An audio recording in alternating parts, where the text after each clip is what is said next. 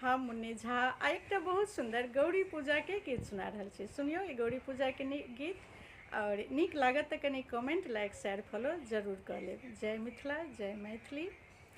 मालिनी बेटी गे सपना देखली आज गोते। मालिनी बेटी गे सपना देखली आज गोते। सपना में देखलहुँ मालिनी, सपना में देखलहुँ मालिनी।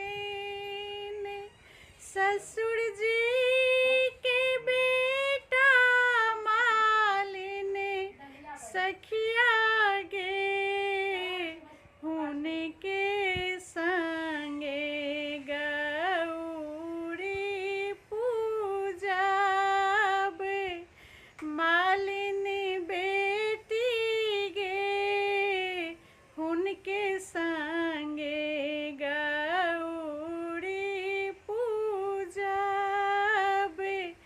मालिनी बेटी गे सपना देखली आज गोते। सपना में देखलहुँ मालिनी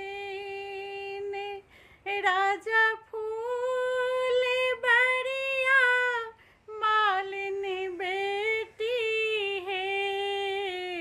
ओही फूल सा गौरी पूजाब। मालिनी बेटी हे ओही फूल सा गौरी पूजाब। मालिनी बेटी हे सपना देखली आज गोते। सपना में देखलहुँ मालिनी, सपना में देखलहुँ मालिनी राजा जी पोखरिया मालिनी बेटी गे। ओही जल सा गौरी पूजाब। मालिनी बेटी गे ओही जल सा गौरी पूजाब। मालिनी बेटी गे सपना देखली आज गोते। सपना में देखलहुँ मालिनी, सपना में देखलहुँ मालिनी। ससुर जी के बेटा मालिनी सखिया गे हुनके संगे गौरी पूजाब।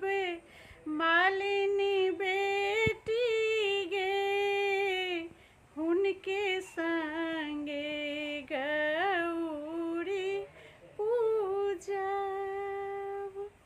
जय मिथिला जय मैथिली। निक लागत तो कमेंट लाइक शेयर फॉलो जरूर कर लेब।